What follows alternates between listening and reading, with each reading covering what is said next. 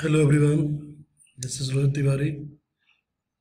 So class 8, last time we were discussing this chapter number 2 from civics book.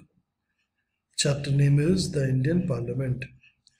I think you can recognize this building. This building it is in New Delhi, where all our representatives, elected leaders, they are sitting there. MPs, Member of Parliament. So yesterday we discussed about Lok Sabha and Rajya Sabha. Lok Sabha का जो tenure है 5 year का है, जबकि राज्यसभा का कितना का है 6 इयर्स का है. The constituent states in India get seats on basis of their population. For the purpose of elections, the state is divided into territorial constituencies. The population of these territorial constituencies is approximately equal. Use the internet to find out the number of seats in each constituent state. Has in Lok Sabha, for example, Maharashtra has 48 seats. तो हर एक state को अपनी population के according वहाँ पे number of MP की seats दी गई हैं. जैसे अगर हम देखें महाराष्ट्र को 48 है, तो गुजरात को थोड़ी कम होगी क्योंकि गुजरात की पॉपुलेशन महाराष्ट्र से कम होगी. मध्य प्रदेश गोवा की सबसे कम होगी. लेकिन कुछ स्टेट ऐसे हैं जहाँ पे सीटें महाराष्ट्र से भी ज़्यादा होंगी, जहाँ पे आबादी ज़्यादा है. तो जो कंस्टिट्यूएंट स्टेट्स हैं इंडिया में, वो अपनी पॉपुलेशन के अकॉर्डिंग उनको वहाँ पे सीट्स का अलॉटमेंट होता है. अब पार्लियामेंट का फंक्शन क्या है? पार्लियामेंट का मेन फंक्शन क्या है? It's a law making body. तो यहाँ पे बिल आते हैं, प्रपोजल आते हैं, रेजोल्यूशन आते हैं, और वही बिल आगे चल के लॉ बन जाता है.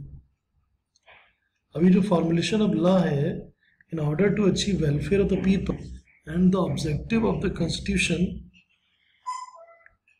The parliament has to formulate new laws. Also outdated laws are repealed, necessary changes are made in some laws. तो जो पुराने हैं, जो आउटडेटेड है, उनको हटाना या उनमें कुछ चेंजेस करना. The process of the formulation of law has been described in the Constitution. In accordance for the procedures, the Parliament fulfills this primary important responsibility. अब कंट्रोल और काउंसिल ऑफ मिनिस्टर, पीएम का control रहेगा अपनी cabinet के ऊपर. ठीक है. Certain laws which become out of date or abolished. Can you give some example of such obsolete laws? For example, privy. तो जो बहुत ही पुराने हो गए, आउटडेटेड हो गए हैं, उनको अबॉलिश कर दिया जाता है. तो obsolete का मतलब क्या है? Out of date. अब यहाँ पे अगली बात क्या है? अमेंडेंट. अमेंडमेंट जो होते हैं संशोधन. इसका मतलब है कि संशोधन का मतलब कि हम कोई चेंजेस कर दें जो पहले के रूल हैं. तो हमारा कॉन्स्टिट्यूशन रिजिड भी है और फ्लेक्सिबल भी है. कुछ चीज़ें हम नहीं चेंज कर सकते, बट चीज़ें हम चेंज कर सकते हैं. The constitution mention various ways of amending the constitution. There are as follows. Few provisions in the constitutions are amended by the simple majority of parliament. कि अगर मेजॉरिटी ऑफ पार्लियामेंट के लोग agree हैं तो changes हो सकता है. Some provisions require a special majority, 2/3 होने चाहिए. कुछ कहते हैं बस मेजोरिटी हो चलेगा. कुछ प्रोविजंस अगर करने हैं तो 2/3 लोग एग्री होने चाहिए. And few other provisions are amended by the special majority plus consent from one more than half of the constituent state. लेकिन कुछ ऐसे भी अमेंडमेंट हैं जिनके लिए स्पेशल मेजोरिटी तो चाहिए, उसके अलावा एक कंस्टिट्यूएंट स्टेट की हाफ उसका भी सपोर्ट चाहिए. तो अमेंडमेंट करना इतना इजी नहीं है. हर तरह के अमेंडमेंट के लिए अलग अलग रूल है और उनको फॉलो करना पड़ता है. ठीक है. तो अब हमारे कंट्री में 104 अमेंडमेंट हो चुके हैं. 101 जो था वो जीएसटी था. आगे देखते हैं. और इसमें क्या है? Rajya Sabha is never dissolve completely. अच्छा, राज्यसभा कभी डिसॉल्व नहीं होती. जैसे लोकसभा डिसॉल्व हो जाती है और 5 साल के बाद क्या होता है? इलेक्शन होता है. लेकिन राज्यसभा के साथ ऐसा नहीं होता.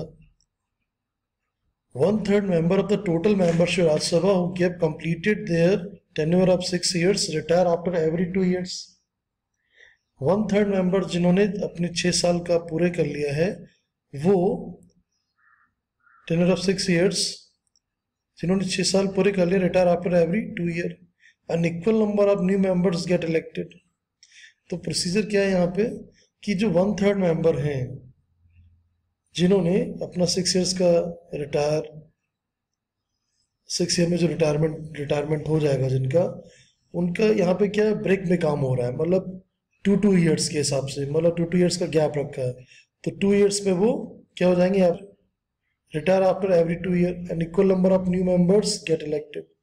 तो क्या हो रहा है कि हर 2 साल के बाद राज्यसभा के अंदर जो 1/3 लोग हैं जिनका 6 साल का कार्यकाल पूरा हो गया, उनको रिटायर कर दिया और उतने ही नंबर का फिर से सिलेक्शन कर लिया. यानी हर 2 साल के बाद स्क्रूटनी चलती रहती है कि भाई अब 1/3 लोगों का रिटायरमेंट आ गया है डेट के हिसाब से, तो आप लोग जाइए, नए लोग आएंगे. और फिर नेक्स्ट 2 years पे कुछ अलग 1/3 लोग होंगे. तो 1/3 का जो एक सिस्टम है, जो एक फार्मूला है, वो चलता रहता है. Every 2 year 1/3 member they are going to complete 6 years of their Rajya Sabha membership, और उसके बाद नए लोग आएंगे. तो राज्यसभा कंप्लीटली डिसॉल्व कभी नहीं होती. थोड़ा इंटरेस्टिंग है, ऐसा कैसे होता है? ऐसा ऐसे होता है कि 1/3 लोगों का उन्होंने ऐसा सिस्टम फार्मूला बना दिया है कि after every 2 year 1/3 members they are going to retire because they have completed 6 years. The same number of new members will be joining the Rajya Sabha. तो कभी भी राज्यसभा डिसॉल्व नहीं होती. ठीक है, ये बात समझ में आ गई होगी आई होप. तो यहाँ पे स्टेप बाय स्टेप काम हो रहा है, ये नहीं कि एक साथ राज्यसभा के सारे लोग चले गए. 1/3 जाते रहते हैं आफ्टर एवरी 2 years एंड उसके बाद नए लोग आते रहते हैं. Any person destined for the elections of Rajya Sabha must be an Indian citizen and must have completed 30 years of age. Member of Lok Sabha Rajya Sabha are known as MP. MP try to resolve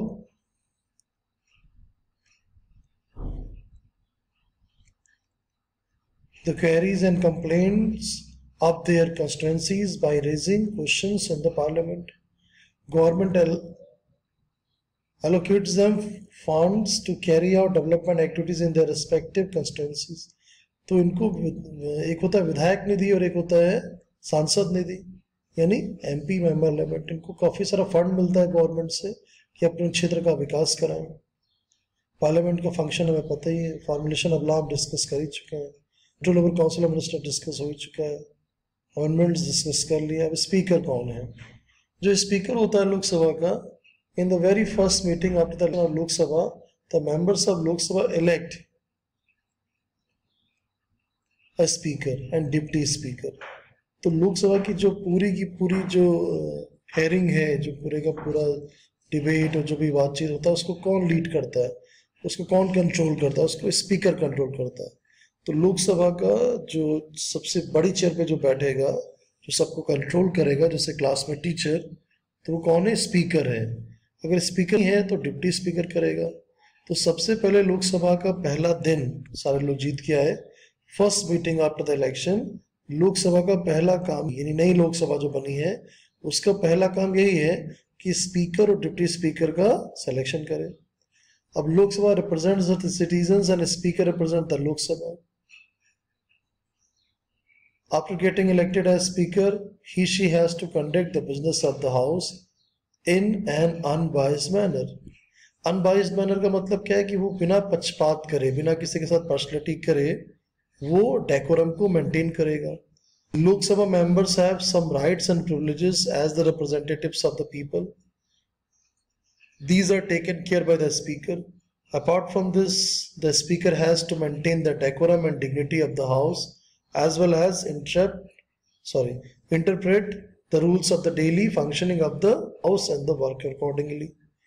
तो यहाँ पे speaker का जो main काम है, speaker कहाँ पे होगा? लोकसभा में. चेयरमैन कहाँ पे होगा? राज्यसभा में. तो राज्यसभा में सुप्रीम बॉडी कौन होगा जो कंट्रोल करेगा, डेकोरम मेंटेन करेगा, डिग्निटी मेंटेन करेगा? चेयरमैन. जबकि लोकसभा में कौन होगा? स्पीकर. उस सेकंड इन कमांड कौन होगा? Deputy speaker. और इनको डेकोरम मेंटेन करना है. मेंबर ऑफ पार्लियामेंट को जितने भी लोग हैं उनको कुछ प्रिविलेज हैं, उनकी फैसिलिटीज हैं. उनको उनके कुछ राइट्स हैं, उनको उनकी टेक केयर कौन करेगा? यही करेगा, यानी लोकसभा का स्पीकर या डिप्टी स्पीकर। ये ही और शी भी हो सकता है। रूल्स के अकॉर्डिंग स्मूथ फंक्शनिंग होनी चाहिए लोकसभा की।